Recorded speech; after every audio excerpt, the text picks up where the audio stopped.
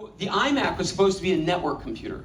It was not supposed to have a hard drive or software. It was designed, it was this Larry Ellison idea that we would all have these super cheap shells. Then all they would do is they would go onto the internet and you would run your software from the internet. Your files would live on the internet. It was like Google Docs, but in 1997. The original iMac had a hole all the way through this way, a tunnel, and you were supposed to take the keyboard and slide it through when you weren't using it. So John Rubinstein, Apple's head of hardware, who he'd been at Next, he had a big argument with Steve. He was like, Steve, the internet is not fast enough yet. You can't do a network computer. This will not work. And they finally persuaded Jobs to stick a hard drive in there, but that meant getting rid of the tunnel. But it did lose a lot of other things you would have expected a computer to have. Rubinstein got rid of the floppy drive. It's insanity. Every computer in the world had a floppy drive. How are you supposed to transfer files? It had a hard drive, but it did not have a printer port. He took out the printer port. He took out the ADB port, the standard Apple jack for keyboards, and he introduced to the world a new jack called USB. This is typical of Apple. Apple did not invent USB, but Apple did standardize it and make it usable and popular for the whole world. By a year later, every computer in the world came with USB. Because Apple said, this thing, this weird thing, translucent, not a rectangle, no floppy drive, that should have failed, became the best-selling computer in the history of the world. Hundreds of thousands in the first month. It was a revolution, and it put Apple back. In 1 year, Steve Jobs had made Apple profitable again. They had been 6 weeks from bankruptcy in 1996. And when this thing dawned, they turned a $45 million profit for the quarter. So the greatest turnaround in business history, I defy you to find a greater one. So soon they filled in all 4 quadrants, and then came the iPod, of course, and I have a really funny song parody. But we're not gonna this was the first time that Apple began selling anything in the hundreds of millions, right? So Rubinstein decided, we are so worried that Sony's going to come up with this thing and eat our lunch. Sony was the leader in personal audio, right? And so he said, we got to come up with a new version every single Christmas. Every year we're going to do a new iPad, no matter how exhausting it is. By the 4th or 5th one, they had the iPod Mini, which was selling hundreds of millions a year. It was so popular, the most popular thing in the history of electronics. And Steve Jobs, just as it was accelerating, said, we're going to cancel that. This is what I'm talking about. He said, we're going to do the iPod Nano. It's going to be smaller, but it won't hold as many songs. And Rubinstein said, what are you doing?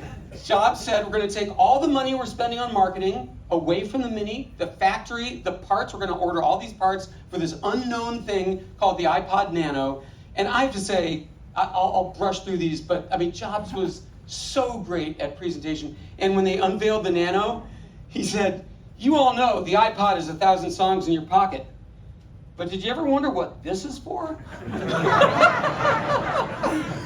And he pulled the Nano out of the coin pocket. And we just lost our sharp minds. And he was right. That Nano outsold the Mini by huge. How did he know? How did he know? How did he know to hire Tim Cook as his successor, the polar opposite personality? Tim Cook is quiet and reserved and introverted and shy. He does not lead by raising his voice. All the things Steve Jobs was not. And yet Tim Cook has quadrupled the stock price, the revenue, and the profits, and tripled the headcount of Apple by being not Steve Jobs. It's just, how did Jobs always know? It blows my mind. Anyway, now we come to 2004. One cool thing I learned when researching the book is there are little skunk works all over Apple, going all the time. They come up with so many products. There are more products that you haven't heard of than you have, because they get killed at the last minute for economic reasons, technical reasons, whatever it is. I actually put my hands on the Apple fax machine. Page 400 and... Yeah. So they were working on the next generation of interface for the Mac. And the mouse at this point was 25 years old. They're like, surely we can do better. What if you could actually touch your data? If you could touch the icons and move them around. So they found this thing meant for carpal tunnel syndromes called the iGesture from a company called Fingerworks. The whole thing is a trackpad. So you could drag around it like this, and when you need to type, you could touch the keys very, very lightly because you have wrist problems, right? And they started saying, well, wait, can you, Fingerworks, make us a laptop screen-sized version of this? And this is amazing. This photo has never been seen. This is because the archivists are so awesome. They allowed me to reprint this picture of the setup, okay? So here's the Fingerworks thing. They put a sheet of paper over it. They took a projector connected to a Mac. The projector would shine the Mac desktop image onto the paper. And at this point, you could enlarge photos by dragging your fingers like that. You could scroll lists by doing like that. All the things you know now on your phone started in 2004 in this design studio lab. And they were like, this is the future, we just don't know of what. So it kind of sat there, right? And in the meantime, the iPod was now in danger because phones were starting to get music playback. And everybody knew the next step was people wouldn't want to hold two devices in their pockets, one just for music. The phones were terrible, the music playback was wretched, but Jobs saw the writing on the wall. He was like, we're going to have to do our own phone, or other people are going to eat our lunch. And so Steve Jobs ultimately killed off the iPod by introducing the iPhone. Internally, there were two competing projects. One was to take the iPod and add cellular circuitry to it. But you know the scroll wheel? Imagine typing T, H, literally. So they struggled and struggled with autocomplete and other ways to make that work. They just couldn't get it. And then there was another team that said, what about that thing, that multi-touch thing? Could we do, oh, by the way, first they had tried that for a tablet.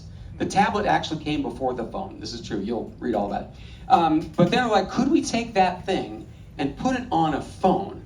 And again, Steve Jobs wanted the entire screen to be multi-touch. And everyone's like, but how do you type? How do you type? And the solution is just so cool and amazing. All right, I'll talk really fast. When they put a little alphabet keyboard on it, nobody could type. You get all these typos because your finger is larger than the little buttons, right? So this guy named Ken Kashenda, I found him, I talked to him, he had this ingenious idea. As you are typing, the next letter is determined by probability.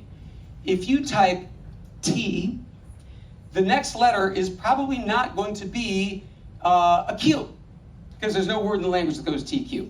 So the letters that it could be, like H and E, get bigger. Not to your eyes, but the software invisibly makes those keys bigger. So you can type more sloppy and still get the word you want. Try it tonight. Type, not now, I'm talking, but